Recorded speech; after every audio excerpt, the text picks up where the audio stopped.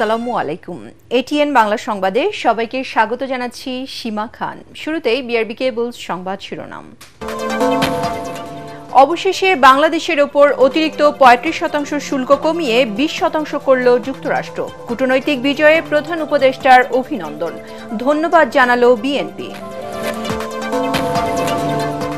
দ্রুতই চূড়ান্ত হচ্ছে জুলাই সনদ, তবে থাকছে না সংস্কারের বাস্তবায়ন প্রক্রিয়া। মৌলিক সংস্কার না করলে ফ্যাসিবাদ ফিরে আসার আশঙ্কা বিশেষজ্ঞদের। নতুন বাংলাদেশ গড়তে না পারলে ফ্যাসিবাদ ফিরে আসার শঙ্কা প্রেস সচিবের। আগামী সরকার হবে ফ্যাসিবাদ বিরোধী শক্তি, বললেন সংস্কৃতি উপদেষ্টা। জুলাই পদযাত্রায় মানুষের স্বতঃস্ফূর্ত অংশগ্রহণে আত্মবিশ্বাসী এনসিপি। রাজনীতিতে আরও সক্রিয় হওয়ার পরিকল্পনা, নির্বাচনের সব আসনে প্রার্থী দেওয়ার প্রস্তুতি। এবং চাঁদাবাজির ঘটনায় বৈষম্য বিরোধী আন্দোলনের বহিষ্কৃত নেতা অপু গ্রেফতার। সেনা কর্মকর্তার বিরুদ্ধে রাজনৈতিক সংশ্লিষ্টতার তদন্তে সামরিক আদালত গঠন। শুনছিলেন বিআরবি কেবল সংবাদ শিরোনাম। এবারে জানাবো বিস্তারিত। অবশেষে বাংলাদেশি রপ্তানি পণ্যের উপর আরোপিত অতিরিক্ত ৩৫% শুল্ক কমিয়ে ২০% চূড়ান্ত করেছে যুক্তরাষ্ট্র। ঢাকা ওয়াশিংটনে দফায় দফায় বৈঠক ও কূটনৈতিক দেন দরবারের পর ১৫% শুল্ক কমিয়ে আনতে পেরেছে বাংলাদেশ। ফলে আগের গড় ১৫%-এর সঙ্গে নতুন ২০% মিলে মোট ৩৫% শুল্ক দিয়ে এখন থেকে যুক্তরাষ্ট্রে রপ্তানি করতে পারবে বাংলাদেশ। গত ২ এপ্রিল আগের ১৫%-এর সাথে ৩৫% অতিরিক্ত শুল্ক আরোপের কারণে যা বেড়ে দাঁড়িয়েছিল ৫০%। তবে ট্রাম্পের কঠোর শুল্ক নীতির বিপক্ষে এই অর্জনকে ঐতিহাসিক কূটনৈতিক সাফল্য বলছে অন্তর্বর্তী সরকার। বিস্তারিত জাহিদুল আলমের রিপোর্টে। দ্বিতীয়বারের মতো প্রেসিডেন্ট হিসেবে হোয়াইট হাউসে বসেই ডোনাল্ড ট্রাম্প বলেছিলেন মার্কিন অর্থনীতিতে সুবাতাস ফেরাবেন তিনি। এর আলোকেই গত এপ্রিলে তিনি নিয়ে আসেন তার বিগ বিউটিফুল খ্যাত শুল্ক নীতি। নতুন এই নীতিতে বিভিন্ন দেশে যুক্তরাষ্ট্রের পণ্য রপ্তানিতে যে পরিমাণ শুল্ক দেয়া লাগে তার উপর ভিত্তি করে একটি আনুপাতিক হারে পাল্টা শুল্ক আরোপ করেন ট্রাম্প।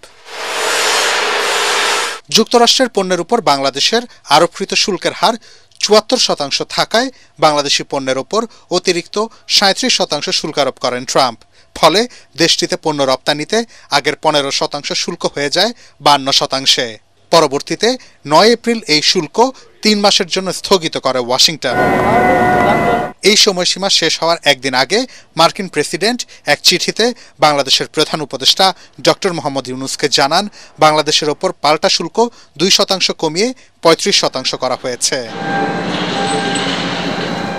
তবে এই শুল্ক আরও কমাতে ওয়াশিংটনের সাথে ৩ দফায় বৈঠক করেন বাণিজ্য উপদেষ্টা। দফায় দফায় আলোচনা শেষে বৃহস্পতিবার আরও ১৫% শুল্ক মওকুফে রাজি হয় ট্রাম্প প্রশাসন।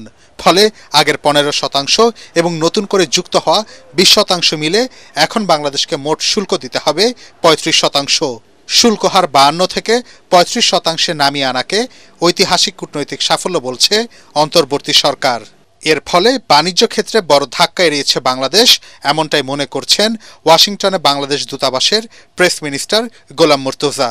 বাংলাদেশ টিম যে সক্ষমতার সঙ্গে নেগোসিয়েশন টেবিলে বসে দর কষাকষি করেছে, পৃথিবীর খুব কম দেশে এই কাজটি করতে পেরেছে।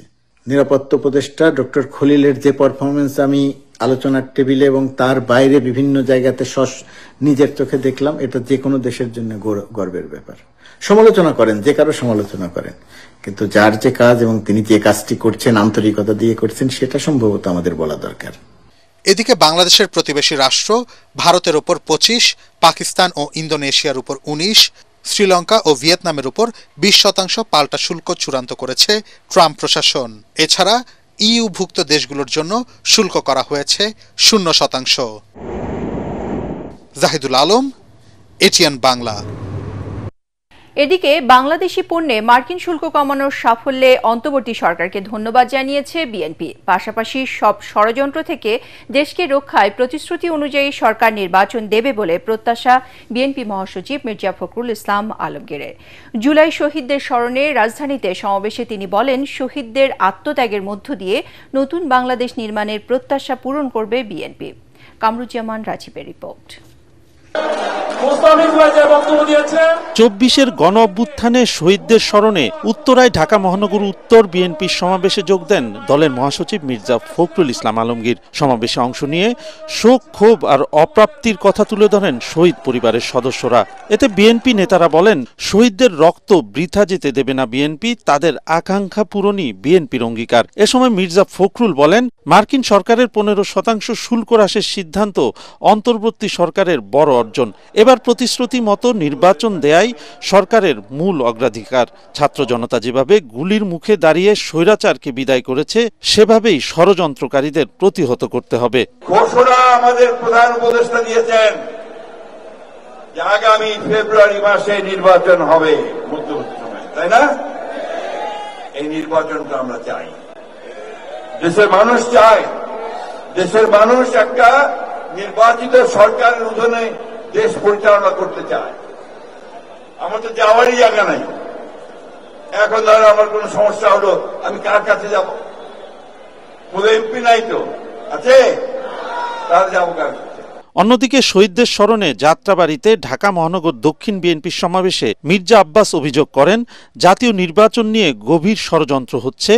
তারিখ ঘোষণা হলেও সঠিক সময়ে ভোট হবে কিনা তা নিয়ে জনমনে নানা শঙ্কা তৈরি হয়েছে। নির্বাচন নিয়ে তো গড়িমসি কেন আমি বুঝতে পারি না। আমি একটা জিনিস বুঝতে পারি, জাস্টিস ডিলেড, জাস্টিস ডিনাইড।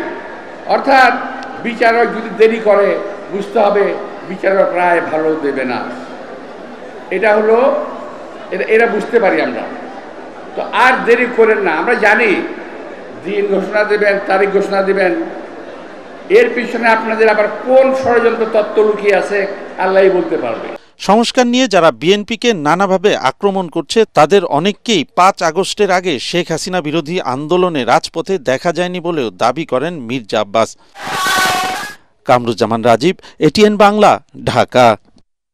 রাষ্ট্র সংস্কারের আইনি ভিত্তি না থাকলে জুলাই বিপ্লব ব্যর্থ হবে। ছাত্র জনতার প্রাণের বিনিময়ে পাওয়া অর্জনকে টেকসই করতে দ্রুত জুলাই সনদ ঘোষণা ও বাস্তবায়নের দাবি জানিয়েছে জামায়াত ইসলামী।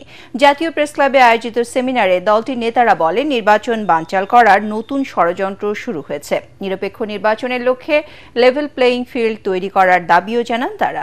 হুমায়ুন চিশতির রিপোর্ট। জুলাই 24-এর গণ অভ্যুত্থান, প্রত্যাশা প্রাপ্তি ও করণীয় শীর্ষক জাতীয় সেমিনারে বক্তারা বলেন, স্বৈরাচারের দোসররা এখনও প্রশাসনের বিভিন্ন জায়গায় ঘাপটি মেরে বসে আছে। তাদের চিহ্নিত করে মূলোৎপাটন করতে না পারলে শহীদদের স্বপ্ন সফল করা সম্ভব নয়। শহীদদের পরিবার ও আহতদের এখনো কেন পুনর্বাসন করা হয়নি সেই প্রশ্ন তোলেন তারা।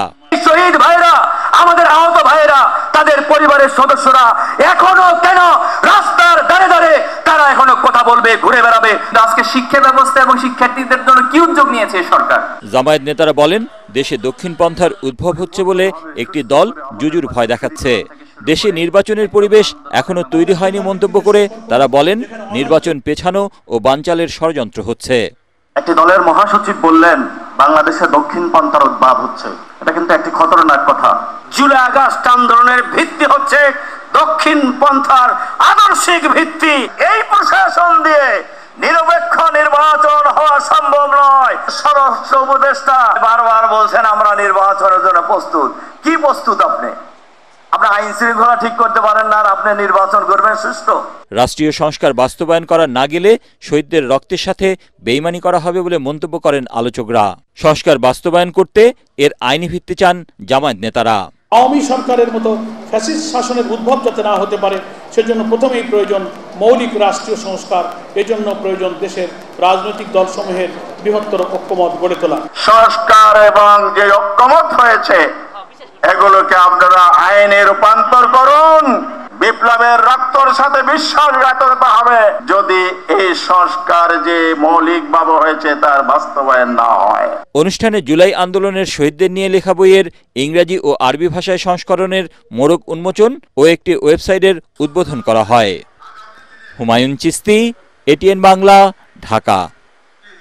জুলাই সনদে রাষ্ট্র সংস্কারের বাস্তবায়ন প্রক্রিয়া থাকছে না বলে জানিয়েছেন ঐক্যমত্য কমিশনের সভাপতি ডক্টর আলী রিয়াজ। এটিএন বাংলাকে দেওয়া সাক্ষাৎকারে তিনি জানান, সরকার ও রাজনৈতিক দলগুলোই ঠিক করবে জুলাই সনদ বাস্তবায়ন কোন পথে হবে। তবে কমিশনের সদস্য ডক্টর বদিউল আলম মজুমদার মনে করেন, মৌলিক সংস্কার বাস্তবায়ন না করে পরবর্তী সংসদের জন্য রেখে দিলে ফ্যাসিবাদ ফিরে আসার ঝুঁকি থাকবে। বিস্তারিত জানাচ্ছেন ইকরামুল হক সায়েম। জুলাই অভ্যুত্থানের পর রাষ্ট্র সংস্কারের রূপরেখা তৈরিতে এক টেবিলে বসে রাজনৈতিক দলগুলো। 5 মাস ধরে 3 ডজন দলকে সহমতে আনার চেষ্টা করে ঐক্যমত্য কমিশন। পাশাপাশি বসেই সংস্কার ইস্যুতে তর্ক বিতর্ক করেন রাজনৈতিক দলগুলোর নেতারা। বাংলাদেশে আমরা 53 বছরে 30টা রাজনৈতিক দল বসে সংবিধান নিয়ে কথা হয়েছে, তার কি উদাহরণ আছে? ঐতিহাসিক ঘটনা এবং এইরকম সুযোগ কিংবা এইরকম চিন্তা হয়নি। তাই আমাদের এই আত্মত্যাগের ফলে, জুলাই অভ্যুত্থানের ফলে আমাদের এই সুযোগটা সৃষ্টি হয়েছে। গত 3 জুন থেকে শুরু হয়ে 23 দিন চলে ঐক্যমত্য কমিশনের দ্বিতীয় পর্যায়ের আলোচনা। 31 জুলাই পর্যন্ত চলা আলোচনায় মৌলিক সংস্কারের 19টি প্রস্তাবে ঐক্যমত্যে পৌঁছালেও ভিন্নমত রয়েছে 9টিতে। ঐক্যমত্যে আসার জন্য আগামী কয়েকদিনের মধ্যেই জুলাই সনদের পূর্ণাঙ্গ রূপ দিতে কাজ করছে কমিশন। তবে প্রশ্ন উঠেছে সনদের আইনি ভিত্তি নিয়ে।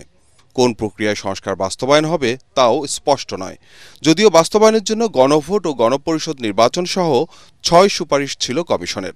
একটা বড় বিষয়ের কিছু অংশ কেউ বলছেন অধ্যাদেশের মধ্যে দিয়ে করুন, কিছু অংশ পরবর্তী সংসদের জন্য রেখে দিন। তাহলে আপনি সেপারেটটা করবেন কি করে, ঠিক কোন জায়গায়?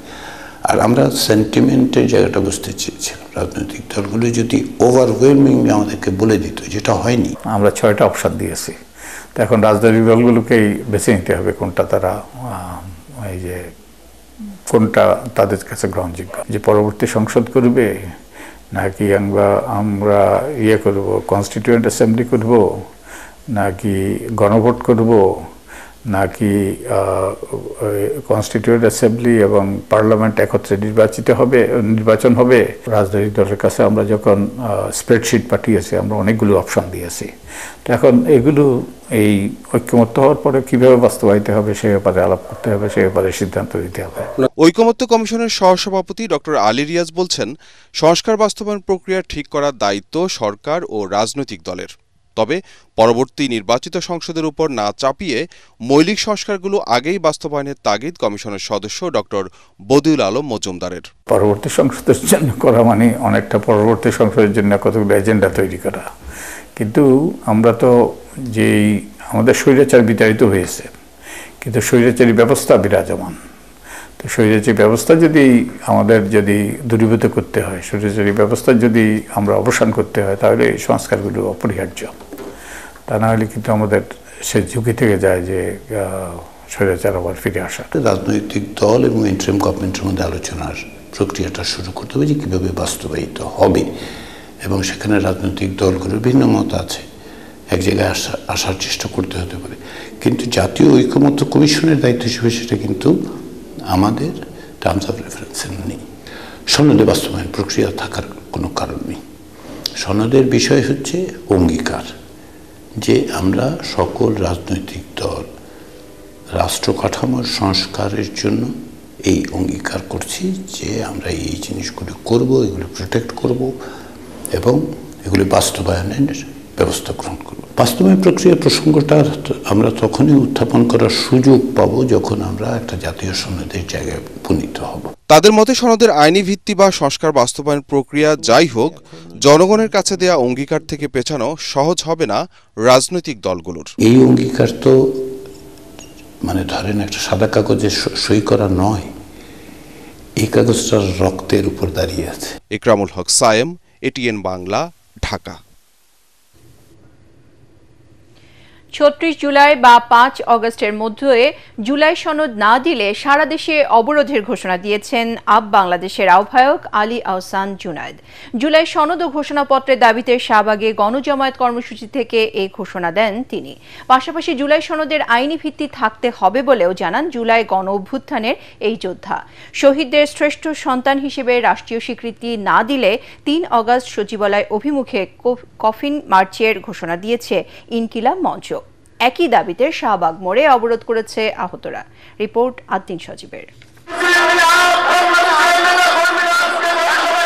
কোটা সংস্কার থেকে স্বৈরাচার পতনের আন্দোলন ২৪-এর গণ অভ্যুত্থানের ১ বছরেও জুলাই সনদ না হওয়ায় ক্ষুব্ধ জুলাই শহীদ পরিবারের সদস্যরা। জুলাই গণ অভ্যুত্থানের যোদ্ধারা বলেন, এতদিনেও জুলাইয়ের আইনি বৈধতা দিতে না পারাটা অন্তর্বর্তীকালীন সরকারের বড় ব্যর্থতা। এ সময় ইউনাইটেড পিপলস বাংলাদেশ বা আপ বাংলাদেশের আহ্বায়ক আলী আহসান জুনায়েদ জানান, জুলাই ঘোষণাপত্র দেওয়ার শেষ সময়ে ৩৬ জুলাই বা ৫ আগস্ট না হলেই সারা দেশে অবরোধ। ৫ই আগস্ট তথা ৩৬শে জুলাই পর্যন্ত আমরা দেখব, যদি জুলাইয়ের ঘোষণাপত্র সনদ জারি না হয় তাহলে ৬ আগস্ট তথা ৩৭ জুলাই থেকে সারা বাংলাদেশ অবরোধ হবে ইনশাআল্লাহ। জুলাই কোনো রাজনৈতিক দলের নয় জানিয়ে তারা বলেন, জুলাইয়ের আসল মালিকানা শহীদ পরিবারের। আহ্বান জানাচ্ছি। আদিন সজীব, এটিএন বাংলা, ঢাকা।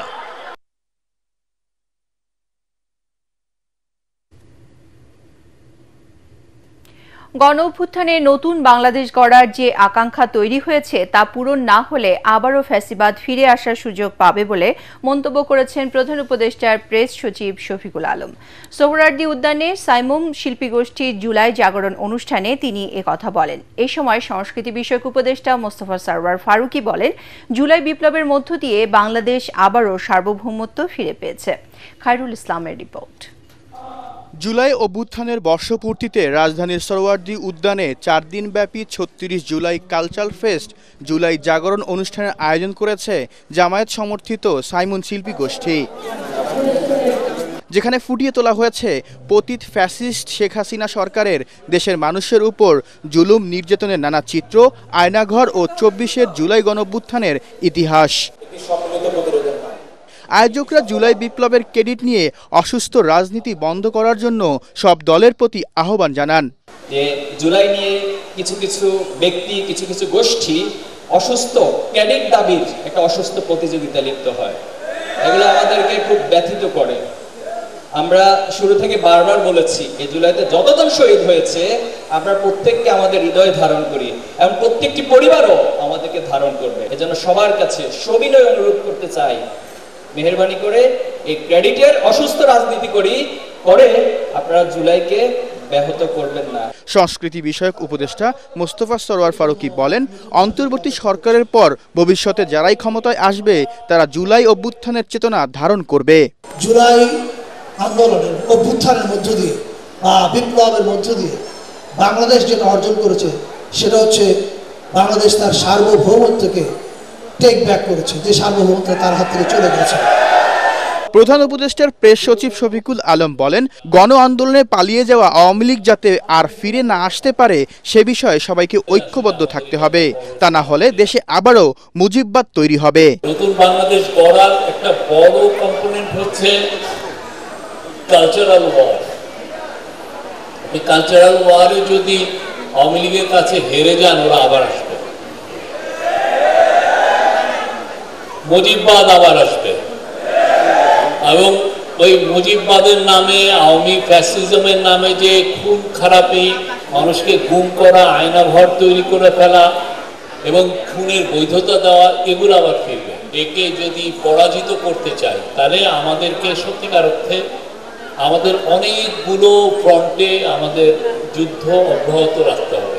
এ সময় বক্তারা অভিযোগ করেন, আওয়ামী লীগ প্রতিবেশী দেশের সহায়তায় বাংলাদেশের শিল্প সংস্কৃতিকেও নানাভাবে ক্ষতিগ্রস্ত করেছে। খায়রুল ইসলাম, এটিএন বাংলা, ঢাকা। স্বৈরাচার শেখ হাসিনা দুঃশাসনের বিরুদ্ধে বহু বছরে ক্ষোভের চরম বহিঃপ্রকাশ ঘটে ২০২৪-এর ১ আগস্ট। জুলাই বিপ্লবের এই দিনে দেশব্যাপী ছাত্র জনতার রাজপথে নেমে আসার রিমেম্বারিং আওয়ার হিরোজ কর্মসূচি, জামাত শিবির নিষিদ্ধ ৬ সমন্বয়ককে ডিবি অফিস থেকে মুক্তি এবং শিক্ষক নাগরিক সমাজের প্রতিবাদ করুণ পরিণতি ডেকে আনে আওয়ামী লীগের। স্বৈরাচার শেখ হাসিনার পতনে দ্বারপ্রান্তে চলে আসা অভ্যুত্থানের সেই উত্তাল দিনের কথা জানাচ্ছেন ইয়াসিন রানা। ছাত্র জনতার আন্দোলনে সুপ্ত আগ্নেয়গিরির মতো বিস্ফোরণের অপেক্ষায় ছিল পুরো দেশ। তখনও অনেকটা নিয়ন্ত্রণ ছিল শেখ হাসিনার হাতে। ভয় নিয়ে এই সরকারের হত্যাকাণ্ডের প্রতিবাদে রাজপথে নেমে আসে শিক্ষার্থী সহ সকল শ্রেণী পেশার মানুষ। জুলাই আন্দোলনে নিহতদের স্মরণে ১ আগস্ট রিমেম্বারিং আওয়ার হিরোজ কর্মসূচি ঘোষণা করে বৈষম্য বিরোধী ছাত্র আন্দোলনের নেতা রিফাত রশিদ। 1 আগস্ট রোজ বৃহস্পতিবার বৈষম্য বিরোধী ছাত্র আন্দোলনের কর্মসূচি হলো রিমেম্বারিং আওয়ার হিরোজ কর্মসূচি। এরপর দেশব্যাপী রাজপথে নেমে আসে শিক্ষার্থীরা। কোটা আন্দোলনে নিহত ও নির্যাতিতদের স্মরণে চিত্রকলা, গ্রাফিতি, মশাল মিছিল, মোমবাতি প্রজ্বলন, শিশুদের হাতে ব্যানার নিয়ে ছিল নতুন প্রজন্মের শান্তিপূর্ণ প্রতিরোধ। শিক্ষার্থীদের যেন গুলি করা না হয় তাই রাস্তায় নেমে আসেন শিক্ষক, নাগরিক সমাজের প্রতিনিধিরা। আর একটা গুলিও কোনো শিক্ষার্থীর বুকে, কোনো জনতার বুকে দেবেন না। যদি আমাদের শিক্ষার্থীদের নিরাপত্তা না দিতে পারেন তাহলে অবশ্যই পদত্যাগ করুন। ভাবমূর্তি যদি কারণ নষ্ট হয় সেটা সরকারের হচ্ছে। এই যে মিথ্যাচার নির্ভর সরকার পরিচালনা, রাষ্ট্র পরিচালনা, তার থেকে সরে আসতে হবে। এদিন আন্তর্জাতিকভাবেও চাপে পড়ে সরকার। বিভিন্ন দেশের কূটনীতিকদের ব্রিফ করে সরকার। অবভিয়াসলি পুলিশ বা কোনো আইন শৃঙ্খলা বাহিনী সরাসরি বাচ্চাকে গুলি করবে এটা তো ভাবাই যায় না, তাই না? পরিস্থিতি কিছুটা নিয়ন্ত্রণে থাকায় এবং দেশব্যাপী নাগরিক সমাজের ধিক্কারে এদিন ডিবি অফিস থেকে 6 সমন্বয়ককে ছেড়ে দেয় পুলিশ। আন্দোলনের পেছনে বড় ধরনের ভূমিকা রয়েছে জামাত ও শিবির, তাই এদিন নির্বাহী আদেশে তাদের নিষিদ্ধ করে আওয়ামী লীগ সরকার। জামাত ইসলাম এবং ইসলামী ছাত্র শিবির এবং তার অন্যান্য অঙ্গ সংগঠন সেগুলিকে সরকার নিষিদ্ধ ঘোষণা করিল। তবে মাত্র 4 দিন পরেই স্বৈরাচার শেখ হাসিনাকে দেশ ছেড়ে পালিয়ে যেতে হবে তা ঘুণাক্ষরেও বুঝতে পারেনি সরকার বা আওয়ামী লীগের কেউ। পতনের শেষ দিকে এসেও দাম্ভিকতার চূড়ান্ত রূপ দেখিয়েছিল ফ্যাসিস্ট দলটি। যেখানে দাবি শতভাগ মেনে নেওয়া হয়ে গেছে সেখানে এই আন্দোলন চালিয়ে যাওয়ার কি যৌক্তিকতা আছে? পায়ের নিচে মাটি না থাকলেও ক্ষমতায় টিকে থাকতে গণগ্রেফতার চালাচ্ছিল স্বৈরাচার সরকার। পাশাপাশি পুলিশের গুলিতে আহতদের দেখতে হাসপাতালেও যায় দলটির নেতারা। পতনের ঠিক আগ মুহূর্তে কি করবে আওয়ামী লীগ তা বুঝে উঠতে পারছিল না। বাংলাদেশের সংবিধান আইন অনুযায়ী রাষ্ট্রদ্রোহিতার পর্যায়ে পড়ে। নিজ দলের নেতাকর্মীদের মাঠে না পাওয়া, জনতার জেগে ওঠা, মৃত্যুকে ভয় না করে শিক্ষার্থীদের রাস্তায় নেমে আসায় আওয়ামী লীগের করুণ পরিণতির দিকে যাত্রা শুরু হয় 2024-এর 1 আগস্ট। ইয়াসিন রানা, এটিএন বাংলা, ঢাকা। গুলশানে সাবেক এমপি শাম্মী আহমেদের বাসায় চাঁদাবাজির অভিযোগে পলাতক জানি আলম অপুকে গ্রেপ্তার করেছে ঢাকা মহানগর গোয়েন্দা পুলিশ ডিবি। ওয়ারী থেকে গণতান্ত্রিক ছাত্র সংসদের বহিষ্কৃত এই যুগ্ম আহ্বায়ককে গ্রেপ্তার করা হয় জানিয়ে ডিএমপি বলছে এসব চাঁদাবাজের আশ্রয় প্রশ্রয়দাতাদের সন্ধানে কাজ করছে পুলিশ। এদিকে রাজনৈতিক সম্পৃক্ততার অভিযোগে এক সেনা কর্মকর্তার বিরুদ্ধে তদন্ত আদালত গঠন করেছে সেনাবাহিনী। মিজান শাহজাহানের রিপোর্ট। 5 দিন পালিয়ে থেকেও শেষ রক্ষা হল না গণতান্ত্রিক ছাত্র সংসদের বহিষ্কৃত যুগ্ম আহ্বায়ক জানে আলম অপুর। অবশেষে আইনের জালে ধরা পড়েছে এই চাঁদাবাজ। সিসি ক্যামেরার ফুটেজে দেখা যায় গুলশানে আওয়ামী লীগের সাবেক এমপি শাম্মী আহমেদের স্বামী সিদ্দিক আবু জাফরের হাত থেকে 10 লাখ টাকা নিচ্ছেন জানে আলম অপু ও আব্দুর রাজ্জাক বিন সুলাইমান রিয়াদ। এর 10 দিনের মাথায় একই বাসায় আরও 40 লাখ টাকা চাঁদা নিতে গিয়ে গ্রেপ্তার হন বৈষম্য বিরোধী ছাত্র আন্দোলন ঢাকা মহানগর শাখার আহ্বায়ক ইব্রাহিম হোসেন মুন্না, সদস্য সাকাদাউন সিয়াম, সাদমান সাদাব, গণতান্ত্রিক ছাত্র সংসদের আব্দুর রাজ্জাক বিন সুলাইমান রিয়াদ ও আমিনুল ইসলাম। পরে তাদেরকে স্থায়ীভাবে বহিষ্কার করা হয় সংগঠন থেকে। এছাড়া চাঁদাবাজির ঘটনায় গ্রেপ্তার 5 নেতা ও জানে আলম অপু সহ আরও 10 থেকে 12 জনকে অজ্ঞাতনামা আসামি করে মামলা করেন সিদ্দিক আবু জাফর। সিদ্দিক জাফর নামের ব্যক্তি, উনি পুলিশকে সংবাদ দিলে পুলিশ ঘটনাস্থলে যায় এবং ঘটনাস্থল থেকে 5 জনকে হাতে নাতে গ্রেফতার করে এবং একজন পালিয়ে যায়। রাজধানীর গোপীবাগ হতে জানে আলম গ্রেফতার করা হয়। এই নিয়ে এই মামলায় এ পর্যন্ত মোট 6 জনকে গ্রেফতার করা হলো। গ্রেপ্তার 6 আসামির 4 জন এখন রিমান্ডে। এরই মধ্যে রিয়াদের বাসা থেকে রংপুরের পীরগঞ্জের সাবেক এমপি আবুল কালাম আজাদের ব্যবসা প্রতিষ্ঠান থেকে নেয়া 2.25 কোটি টাকার চেক উদ্ধার করেছে পুলিশ। বৈষম্য বিরোধী ছাত্র আন্দোলনের সাবেক মুখপাত্র উমামা ফাতেমার দাবি, এসব চাঁদাবাজের শেকড় অনেক গভীরে। ডিএমপির মুখপাত্র জানালেন, শেকড়ের সন্ধান তদন্তে বের হয়ে আসবে। যে এই ঘটনাটা আমরা অত্যন্ত গুরুত্ব দিয়ে তদন্ত করছি এবং এই ঘটনার প্রকৃত রহস্য উদ্ঘাটন করা এবং এইখানে আর অন্য কারো কোনো সংশ্লিষ্টতা আছে কিনা সেটাও আমরা খতিয়ে দেখছি। এদিকে আন্তঃবাহিনী জনসংযোগ পরিদপ্তর আইএসপিআর জানিয়েছে, সম্প্রতি সেনাবাহিনীর এক কর্মকর্তার বিরুদ্ধে রাজনৈতিক সংশ্লিষ্টতা সংক্রান্ত অভিযোগ পাওয়া গেছে। গত 17 জুলাই ওই সেনা কর্মকর্তাকে উত্তরা থেকে আটক করে সেনা হেফাজতে নেওয়া হয়েছে। মিজান শাহজাহান, এটিএন বাংলা, ঢাকা। এবারে আল আরাফা ইসলামী ব্যাংক অর্থ সংবাদ।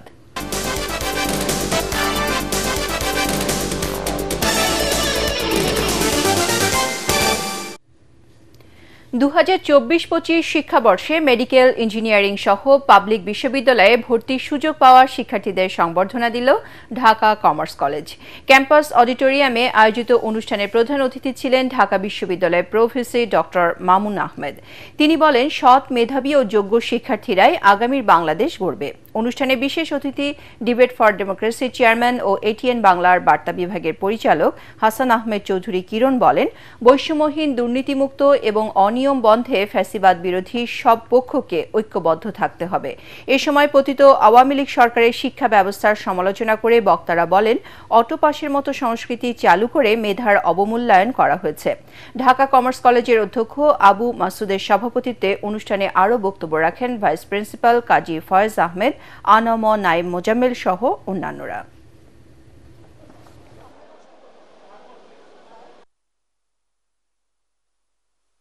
অসাধারণ কম্পিটিটিভ একটা ভর্তি পরীক্ষায় উত্তীর্ণ হয়েছ, ভর্তি পরীক্ষায় পাশ করেছ এবং লক্ষ লক্ষ ছাত্রছাত্রীদের মধ্যে শুধুমাত্র সুযোগ যারা পেয়েছে তাদের মধ্যে নিজের স্থান করে নিতে পেরেছ। I truly congratulate you. রাজনৈতিক বিবেচনায় বিশ্ববিদ্যালয়ে ভর্তি হতে এবং ঢাকা বিশ্ববিদ্যালয়ে আমরা এই ধরনের নজির দেখেছি যে রাজনৈতিক বিবেচনায় যাদের ভর্তি হওয়ার ন্যূনতম যোগ্যতা নাই তারা কিন্তু রাজনৈতিক বিবেচনায় তারা ভর্তি হতো। আমরা বাংলাদেশ থেকে এমনভাবে দেখতে চাই একটা সৎ, যোগ্য, মেধাবী প্রজন্ম যাতে আমাদের সামনে আসে। এবারে আন্তর্জাতিক সংবাদ।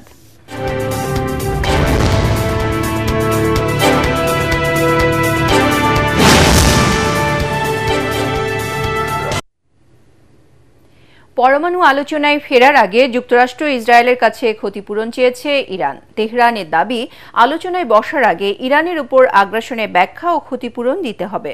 ব্রিটিশ সংবাদ মাধ্যম ফিনান্সিয়াল টাইমসকে দেয়া সাক্ষাৎকারে ইরানের পররাষ্ট্রমন্ত্রী আব্বাস আরাগচি এসব কথা বলেন। তিনি বলেন, যখন ইসরায়েল ও যুক্তরাষ্ট্র ইরানে আক্রমণ করে তখনও তেহরান আলোচনার মধ্যেই ছিল। তাই আবার আলোচনায় ফিরতে হলে ক্ষতিপূরণ এবং ইরানের উপর আর হামলা না চালানোর নিশ্চয়তা দিতে হবে। এ সময় আব্বাস আরাগচি জোর দিয়ে বলেন, যুক্তরাষ্ট্র যদি এখনো শূন্য মাত্রার পরমাণু সমৃদ্ধকরণ চায় তবে আলোচনার কোনো ভিত্তি থাকবে না। সংবাদ শেষ করার আগে বিআরবি কেবল শিরোনামগুলো আরও একবার। অবশেষে বাংলাদেশের ওপর অতিরিক্ত 35% শুল্ক কমিয়ে 20% করল যুক্তরাষ্ট্র। কূটনৈতিক বিজয়ে প্রধান উপদেষ্টার অভিনন্দন, ধন্যবাদ জানালো বিএনপি। দ্রুতই চূড়ান্ত হচ্ছে জুলাই সনদ, তবে থাকছে না সংস্কারের বাস্তবায়ন প্রক্রিয়া। মৌলিক সংস্কার না করলে ফ্যাসিবাদ ফিরে আসার আশঙ্কা বিশেষজ্ঞদের। নতুন বাংলাদেশ গড়তে না পারলে ফ্যাসিবাদ ফিরে আসার শঙ্কা প্রেস সচিবের। আগামী সরকার হবে ফ্যাসিবাদ বিরোধী শক্তি, বললেন সংস্কৃতি উপদেষ্টা।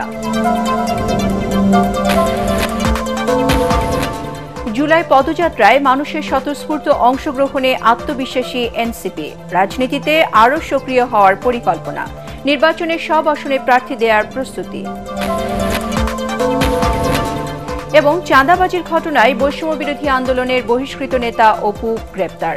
সেনা কর্মকর্তার বিরুদ্ধে রাজনৈতিক সংশ্লিষ্টতা তদন্তে সামরিক আদালত গঠন। পরবর্তী সংবাদ দেখার আমন্ত্রণ জানিয়ে এখনকার মতো শেষ করছি। এটিএন বাংলা সংবাদ ইউটিউবে দেখতে ব্রাউজ করুন youtube/ATN বাংলা নিউজ। ধন্যবাদ সবাইকে।